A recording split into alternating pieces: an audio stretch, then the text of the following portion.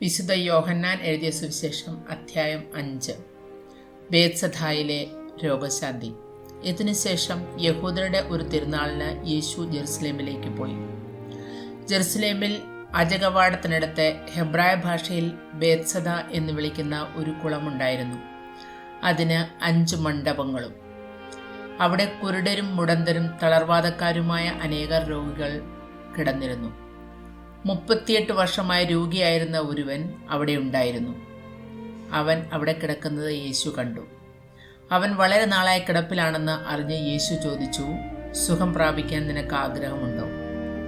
അവൻ പറഞ്ഞു, കർത്താവേ, വെള്ളമിളകുമ്പോൾ എന്നെ കുളത്തിലേക്ക് ഇറക്കാൻ ആരുമില്ല. ഞാൻ എത്തുമ്പോഴേക്കും മറ്റൊരുവൻ വെള്ളത്തിലിറങ്ങിക്കഴിഞ്ഞിരിക്കും. യേശു അവനോട് പറഞ്ഞു, എഴുന്നേറ്റ് കിടക്കയെടുത്ത് നടക്കുക. അവൻ തൽക്ഷണം സുഖം പ്രാപിച്ച് കിടക്കയെടുത്ത് നടന്നു. അന്ന് സാബത്തായിരുന്നു. അതിനാൽ സുഖം പ്രാപിച്ച ആ മനുഷ്യനോട് യഹൂദർ പറഞ്ഞു, ഇന്ന് സാബത്താകയാൽ കിടക്ക ചുമക്കുന്നത് നിഷിദ്ധമാണ്. അവൻ മറുപടി പറഞ്ഞു, എന്നെ സുഖപ്പെടുത്തിയവൻ നിന്റെ കിടക്കയെടുത്ത് നടക്കുക എന്ന് എന്നോട് പറഞ്ഞു. അപ്പോൾ അവർ ചോദിച്ചു, കിടക്കയെടുത്ത് നടക്കുക എന്ന് നിന്നോട് പറഞ്ഞവൻ ആരാണ്? അവിടെ ഉണ്ടായിരുന്ന ജനക്കൂട്ടത്തിൽ യേശു മറിഞ്ഞു കഴിഞ്ഞിരുന്നതിനാൽ അവൻ ആരാണെന്ന് സുഖം പ്രാപിച്ചവൻ അറിഞ്ഞിരുന്നില്ല. പിന്നീട് യേശു ദേവാലയത്തിൽ വെച്ച് അവനെ കണ്ടപ്പോൾ പറഞ്ഞു, ഇതാ, നീ സൗഖ്യം പ്രാപിച്ചിരിക്കുന്നു. കൂടുതൽ മോശമായതൊന്നും സംഭവിക്കാതിരിക്കാൻ മേലിൽ പാപം ചെയ്യരുത്. അവൻ പോയി യേശുവാണ് തന്നെ സുഖപ്പെടുത്തിയതെന്ന് യഹൂദരെ അറിയിച്ചു. സാബത്തിൽ ഇപ്രകാരം പ്രവർത്തിച്ചതിനാൽ യഹൂദർ യേശുവിനെ ദ്വേഷിച്ചു. യേശു അവരോട് പറഞ്ഞു, എൻ്റെ പിതാവ് ഇപ്പോഴും പ്രവർത്തന നിരതനാണ്, ഞാനും പ്രവർത്തിക്കുന്നു. ഇതുമൂലം അവനെ വധിക്കാൻ യഹൂദർ കൂടുതലായി പരിശ്രമിച്ചു. കാരണം അവൻ സാബത്ത് ലംഘിക്കുക മാത്രമല്ല, തന്നെ തന്നെ ദൈവതുല്യനാക്കിക്കൊണ്ട് ദൈവത്തെ തൻ്റെ പിതാവെന്ന് വിളിക്കുകയും ചെയ്തു. പുത്രന്റെ അധികാരം. യേശു പറഞ്ഞു, സത്യസത്യമായി ഞാൻ നിങ്ങളോട് പറയുന്നു, പിതാവ് ചെയ്ത് കാണുന്നതല്ലാതെ പുത്രന് സ്വന്തം ഇഷ്ടമനുസരിച്ച് ഒന്നും പ്രവർത്തിക്കുവാൻ സാധിക്കുകയില്ല. എന്നാൽ പിതാവ് ചെയ്യുന്നതെല്ലാം അപ്രകാരം തന്നെ പുത്രനും ചെയ്യുന്നു. എന്തെന്നാൽ പിതാവ് പുത്രനെ സ്നേഹിക്കുകയും താൻ ചെയ്യുന്നതെല്ലാം അവനെ കാണിക്കുകയും ചെയ്യുന്നു. നിങ്ങൾ വിസ്മയിക്കത്തക്ക വിധം ഇവയേക്കാൾ വലിയ പ്രവൃത്തികളും അവിടുന്ന് അവനെ കാണിക്കും. പിതാവ് മരിച്ചവരെ എഴുന്നേൽപ്പിച്ച് അവർക്ക് ജീവൻ നൽകുന്നതുപോലെ തന്നെ പുത്രനും താൻ ഇച്ഛിക്കുന്നവർക്ക് ജീവൻ നൽകുന്നു. പിതാവ് ആരെയും വിധിക്കുന്നില്ല, വിധി മുഴുവനും അവിടുന്ന് പുത്രനെ ഏൽപ്പിച്ചിരിക്കുന്നു. പിതാവിനെ ആദരിക്കുന്നത് പോലെ തന്നെ എല്ലാവരും പുത്രനെയും ആദരിക്കേണ്ടതിനാണ് ഇത്. പുത്രനെ ആദരിക്കാത്തവരാരും അവനെ അയച്ച പിതാവിനെയും ആദരിക്കുന്നില്ല.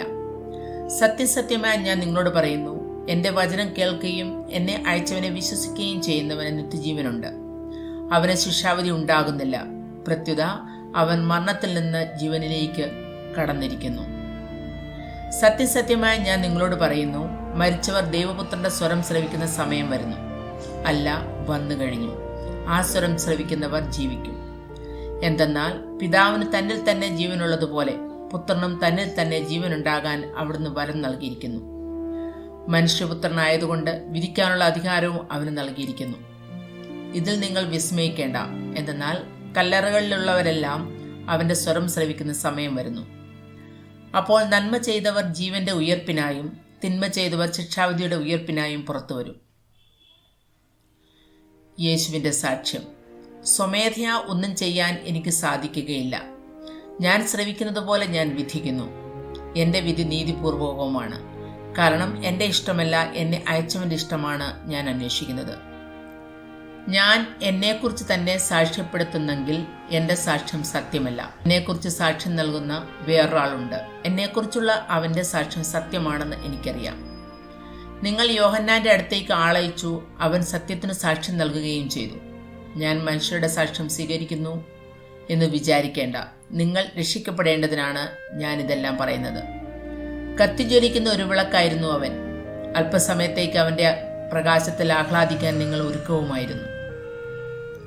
എന്നാൽ യോഹന്നാന്റേതിനേക്കാൾ വലിയ സാക്ഷ്യം എനിക്കുണ്ട്.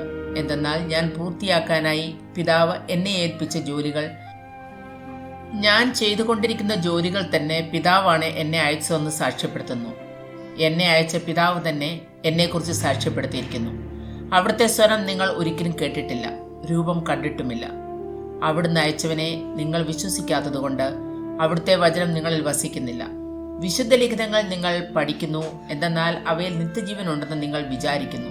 അവ തന്നെയാണ് എന്നെക്കുറിച്ച് സാക്ഷ്യം നൽകുന്നത്. എന്നിട്ട് നിങ്ങൾക്ക് ജീവൻ ഉണ്ടാകേണ്ടതിന് എൻ്റെ അടുത്തേക്ക് വരാൻ നിങ്ങൾ വിസമ്മതിക്കുന്നു. മനുഷ്യരിൽ നിന്ന് ഞാൻ മഹത്വം സ്വീകരിക്കുന്നില്ല.